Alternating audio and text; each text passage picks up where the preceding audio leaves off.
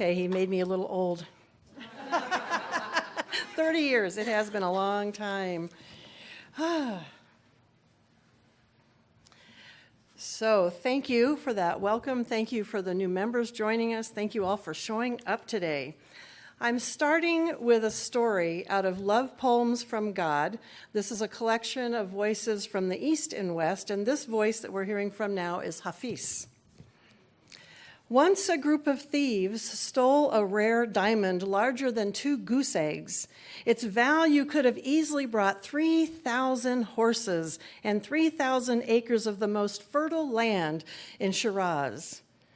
The thieves got drunk that night to celebrate their great haul, but during the course of the evening, the effects of the liquor and their mistrust of each other grew to such an extent, they decided to divide the stone into pieces.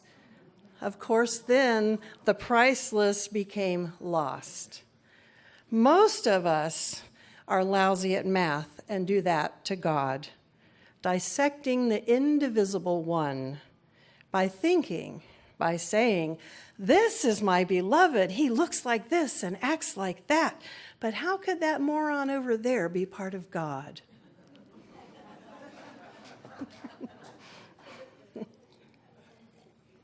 Well, last month, we focused on spiritual integrity. And it seems that throughout every month, oneness or wholeness becomes a part of what we're talking about. That's been the continued theme throughout everything that we're talking about. And Hafiz is basically saying that the value of God is its wholeness, is the unity. That's what makes it priceless. And we are part of that whole. And when we start creating separation or divides between us, we are splitting apart that amazing diamond and basically destroying the pricelessness of God expressing as the whole in and through all of us.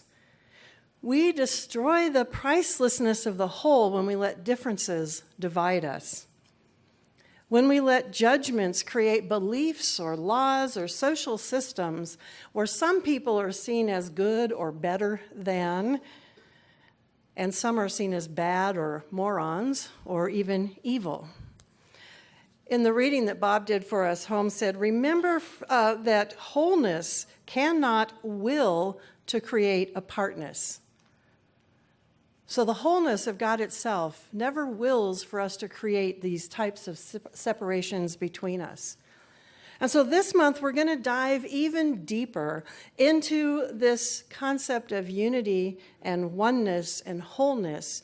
Our theme this month is diversity and inclusion beyond otherness. Now, that's a topic that's being looked at around the country by a variety of centers. We're given topics that we can choose to do or not, and I picked this one to go ahead and do.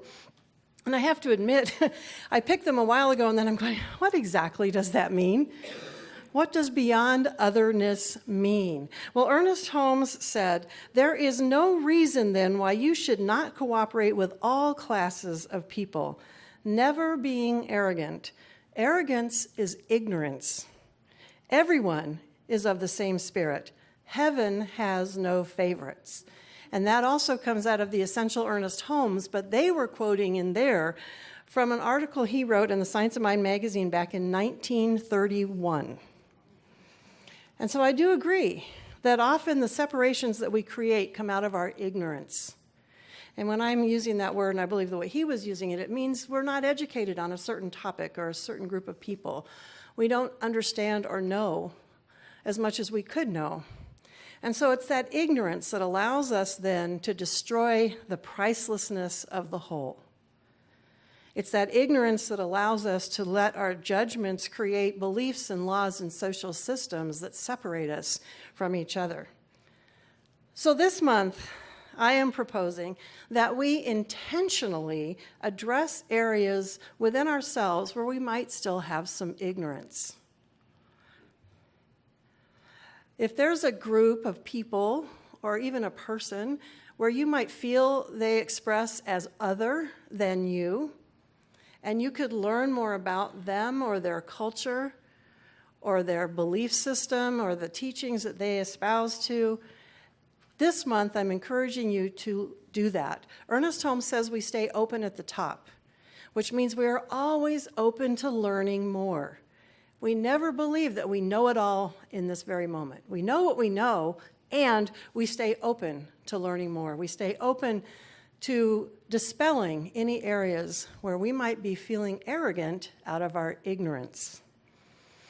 As I traveled over the last month, and by the way, it is so good to be home and to know I'm going to be here for a while, but one of the things I realized as I've traveled over the last month in different places and reconnected with people from my past is that sameness and commonalities tend to be what connect us.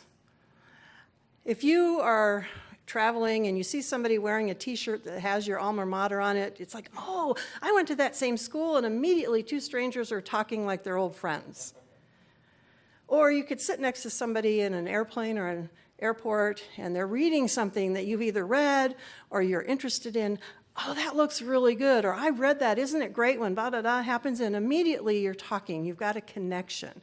So sameness is how we are used to making those connections. And I think that part of what's happened in our race consciousness, now that's a term Ernest Holmes uses to describe what's happening in sort of the ethers around us, how our culture evolves.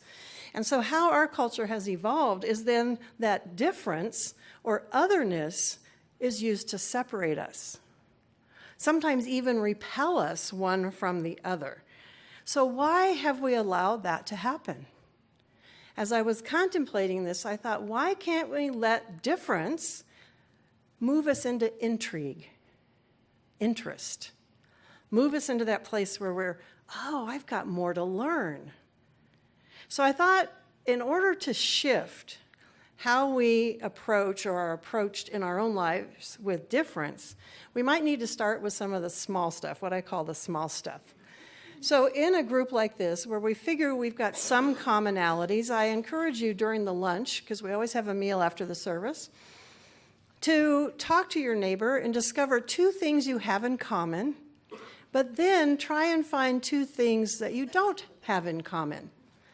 And then allow those differences to move you into intrigue, curiosity, moving into listening so you can learn more about why they made the choices they've made, what has created that difference, and what can you learn from that difference. Now, of course, I just mentioned lunch, and so one of the things I thought about that we often do share our likes and dislikes or our commonalities and differences is around food. And so I was thinking, well, there are some foods that tend to have real strong reactions. Either people really like it or they really don't. I was thinking about anchovies and liver and even broccoli or cabbage. I'm getting some reactions already. But when I thought about food, I thought about how often, if someone comes to our house for a meal, usually we'll say, is there anything you can't eat or you choose not to eat? What do you like? And we tend to be accommodating around people when it comes to the differences in food.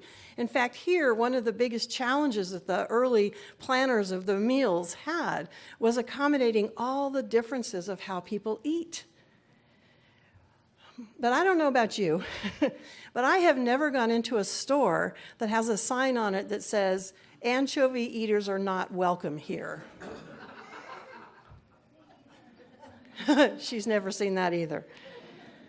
I've never gone to a place where it had a sign that said, if you eat liver, use that drinking fountain and not this one. And I've never been to a place that tells me because I like broccoli, they are not going to make a wedding cake for me. So why is it then that we let other differences create those forms of separation between us when we don't let these kinds of differences? What was it about the human experience that led us to do this? I can't tell you why I chose, or I didn't even choose, but why I was okay with anchovies, but totally not okay with liver. My parents tried to get us to eat both. I had no bad experience with liver, except the first time I tasted it. And it didn't hurt me. It didn't do anything to me. It's just not something I can even tolerate the smell of. Why is that? I couldn't tell you. So what it is in us that creates our likes and dislikes, that creates the paths that we choose, and sometimes we're born with them, whether it's the color of our skin, color of our eyes, our hair, we're born into a certain ethnicity, a certain tradition. We don't really have a lot of control over that. Now, I don't want to get into the possibility that we created that control on the other side. I'm just talking about from what we know right here, standing here as me, I don't feel like I had a lot of say. These things evolved in me, and I can't explain why. Why I do like anchovies and I don't like liver.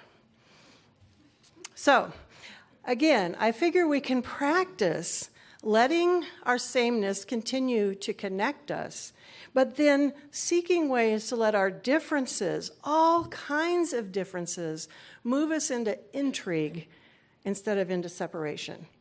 And when we do that, we're seeking to move beyond otherness, not by denying the difference, but by saying and shifting in our thinking that difference is not going to disconnect us. Difference is not going to divide us, and difference is not going to be used to separate us any longer. I'm shifting how I'm going to approach difference, knowing that the pricelessness of who we are as expressions of spirit is in the wholeness, is in all of us and our relationship to the whole. So I think it was several years ago, I had somebody ask me, why then do we have new members and then people who are not members? Aren't we creating otherness by having new members? So I had to think about it. You know, people present me with things. Okay, that's a good point. And I thought about it.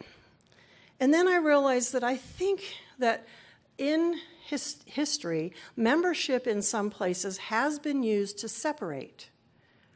Only certain people could join certain places. Membership here is more like a milestone. I thought about it more like when you turn 18 or 21, when your privileges increase as do your responsibilities. You've made a commitment here, you just heard the words, to your own spiritual growth. And in so doing, you're enhancing the whole, the community. So in some ways, I thought, well, it's kind of like when you make a commitment in a marriage. But in a marriage even, you're being exclusive. You're kind of drawing a little wall that says just the two of us, or however you create your marriage, and no others are going to join in this relationship in this way. And then the rest are kind of on the periphery. Again, we don't say, well, I'm the only one that made a right choice here, and everybody else who married all those other people are wrong. So we're not doing that. But it's a commitment that we've made that kind of blocks other people into a different realm. Here at the center, when you make a decision to join, it's open to anyone, and we will continue to say anyone can join. The only people who don't have self-selected not to, for whatever reason, and that's okay too. And we don't say, well, we're the good ones. We don't get arrogant, and they're the morons. We don't do that. It's all part of the whole. We've just acknowledged a commitment that's being made. Let's see. Ernest Holmes has all kinds of good books. I've got 3 of his books up here today. This is Ideas of Power. And these are some papers that he wrote. And in here, he says, there's no reason to suppose that God is some sad creature sending thunderbolts to the Methodists and candy to the Baptists. I believe one is as good as the other, and a heretic is as good as someone who is not a heretic. But he might or might not have missed something. It doesn't matter. The universe loves all of us. It is impartial. And he said, in Can We Talk to God, which is the book we've been studying in the class we're in right now, I believe in every religion that exists, for it is an avenue through which people worship God. I believe in my own religion more than that of anyone else because this is the avenue through which I worship God. When we shall learn to know as God knows, we shall be saved from all mistakes and trouble. This is heaven. And so what he's saying is that we can honor and respect and know that everyone's chosen path is good, and we can also realize that we have made a choice and a commitment to our own path, and that's good. And we can honor that. And so I encourage each of you to think about what it is then that you're choosing in your life. As Holmes also says, we take a stand for something and against nothing. So membership is a shift in consciousness when we talk about membership. It's a change to inclusion, a choice to dedicate oneself to the improvement of their own life, and in so doing, it benefits the larger community and others. So again, we're shifting in consciousness, and to me, that's the key, regardless of what we're doing with our lives. Again, in my travels, I saw people who I hadn't seen for a very long time, 30, 40 years, some of them, and each one of us had made different choices. We'd gone down different paths.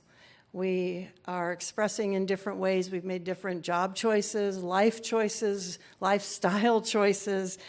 And I have a friend, the one that made it possible for me to go last weekend, Crayola, who was just a person who loved everybody. And part of what she did back in the day was have these really fun parties where everyone was welcome, and she'd have games and prizes, and we just played together.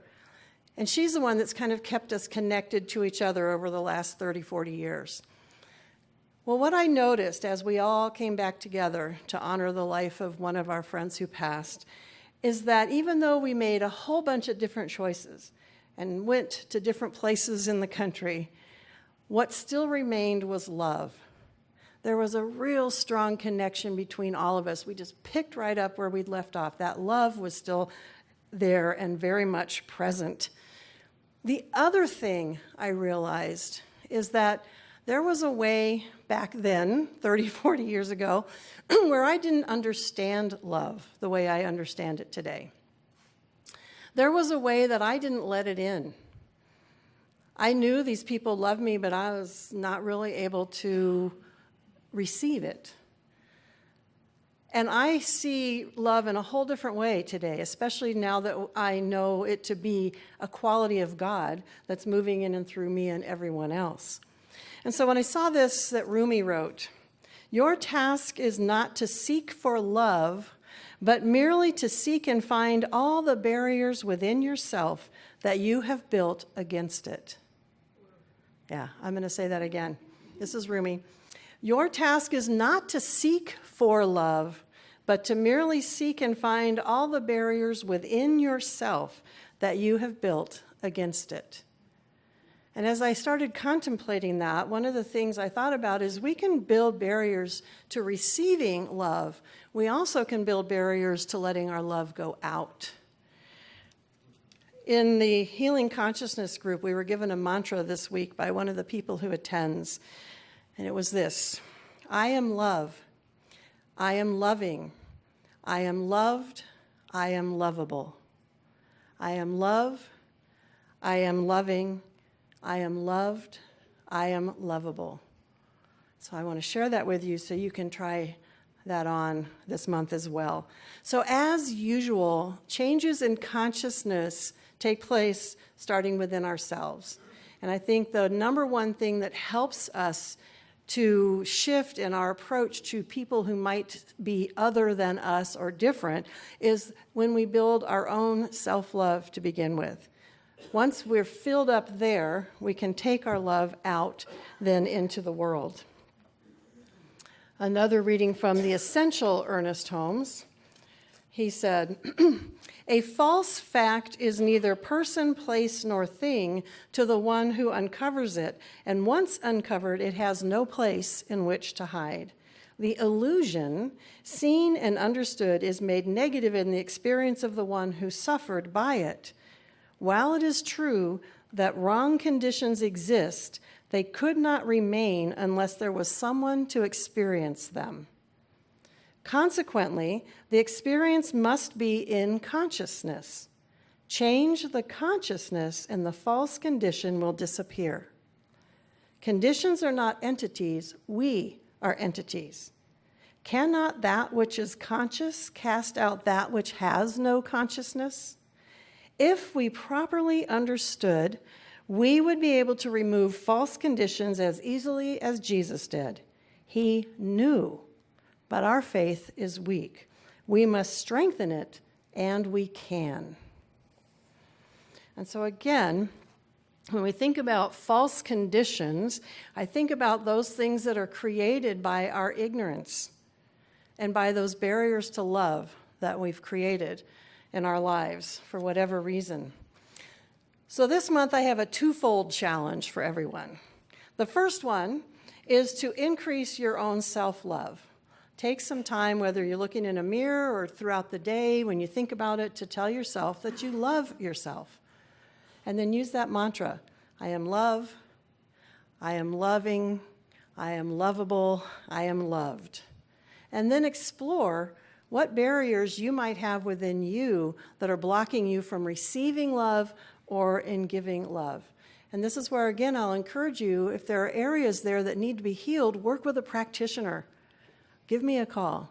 We're here for you, and I've heard some wonderful things are going on as people meet with practitioners. So keep it up. Make use of the fact that these people are here to help you release those barriers and see yourself as love and as one in a greater way.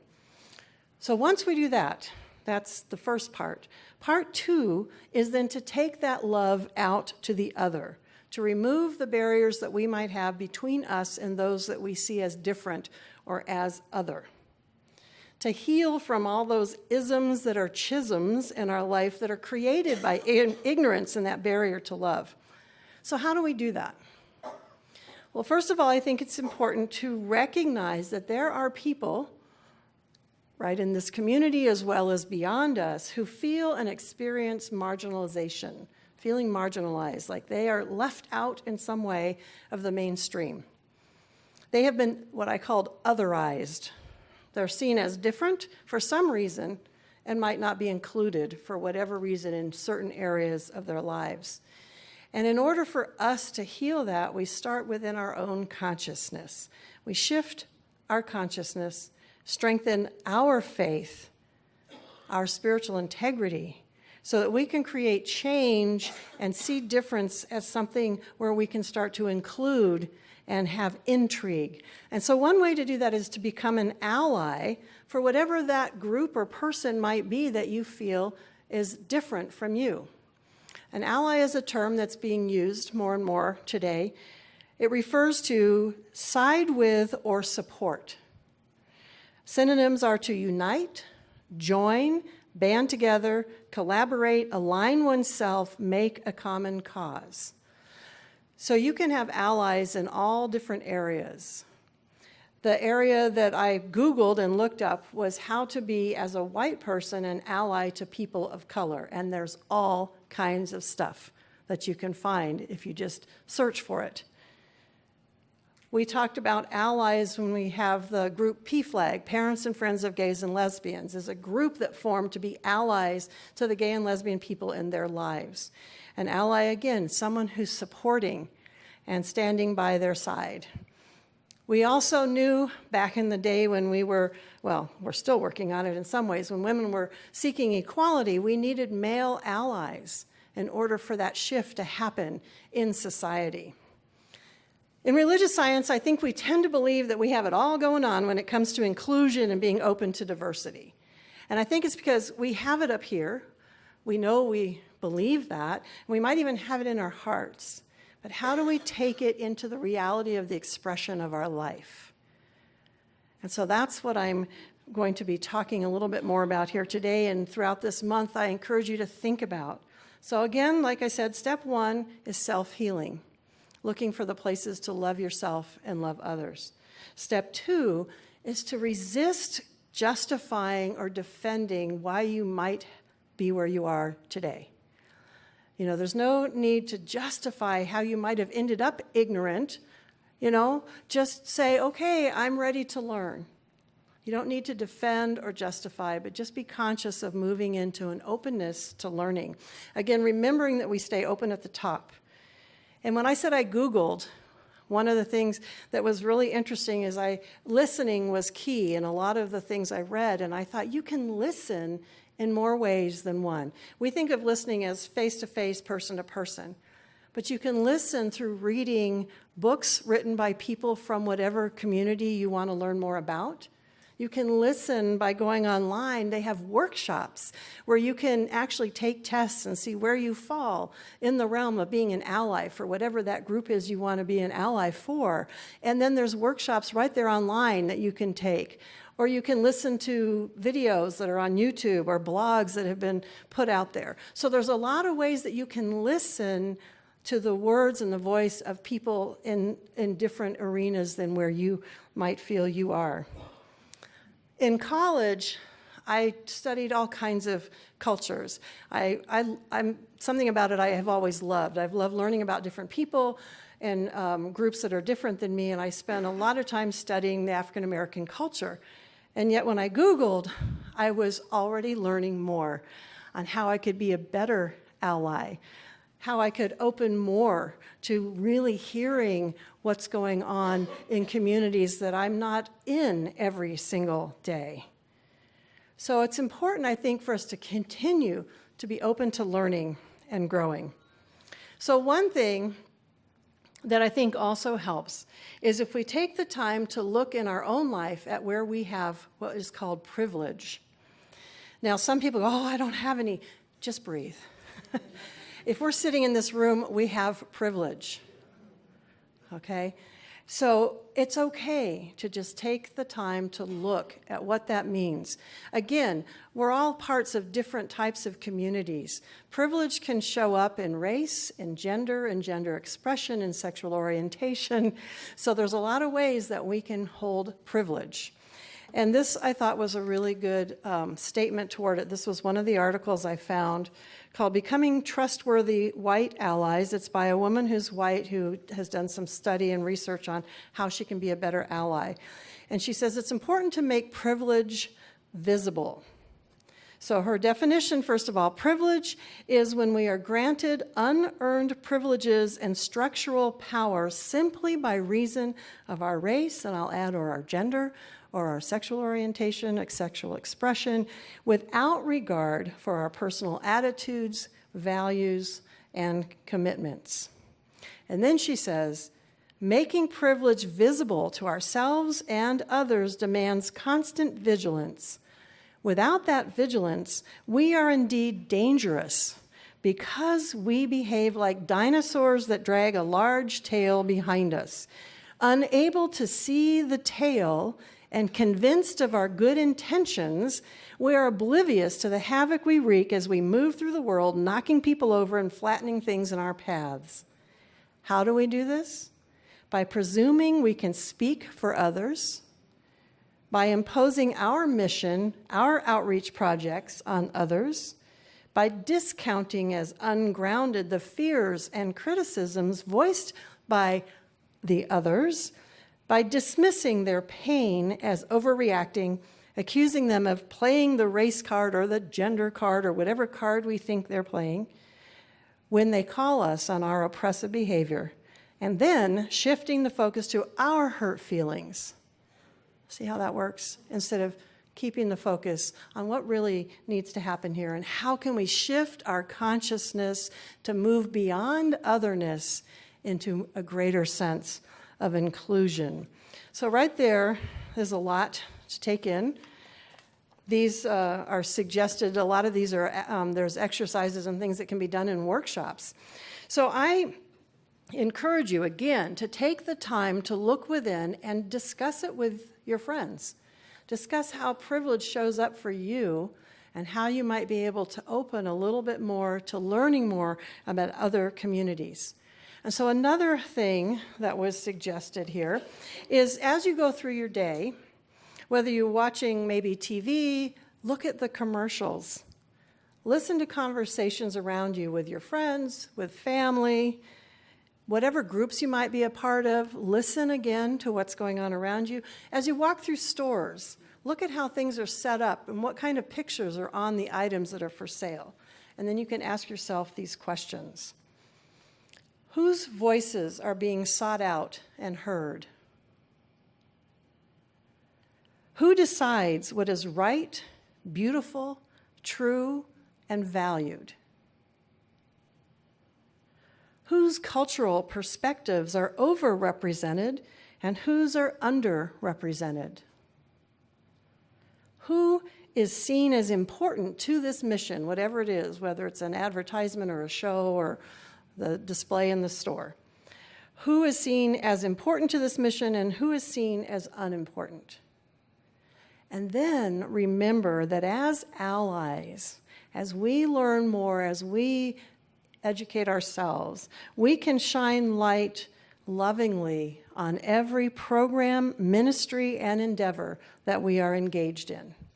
So again, that's part of my challenge to us this month, is to start asking these questions, opening our minds and our awareness from whatever angle we are in, lowering and removing those barriers to self-love and love of others, decreasing our ignorance of the other, and increasing ways that we can become allies, ways that we can change our consciousness through listening, through all those avenues and ways that we can listen.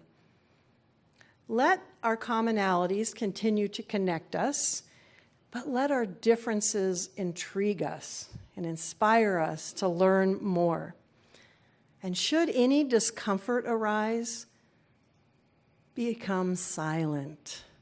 Resist getting into defense. Just let that discomfort arise, move into silence, give yourself a little self-love, breathe, and explore what barrier to love is in place right now and how can it be healed. As we choose membership, and at this point I'm talking membership in the human race, as we choose to keep God expressing as that priceless whole in and through us, as we choose to awaken and change our consciousness, we realize that spiritual oneness is not a spiritual mandate. I think sometimes we think, okay, we're all one, so I have to figure out how to feel like I'm one with every single person that shows up. Spiritual oneness is not a spiritual mandate. As we start shifting our consciousness and as we do this work, we realize that spiritual oneness is a spiritual reality. It is. It is. And so in that space of oneness, we celebrate diversity. We open our hearts, our minds, and our arms to that vast array of how it is that God is expressing. We increase our inclusivity. We realize that from the vantage point of the divine in us, there is no other. We evolve closer and closer to making that divine reality in us a lived reality in our lives, in our communities, and in this world. And so it is.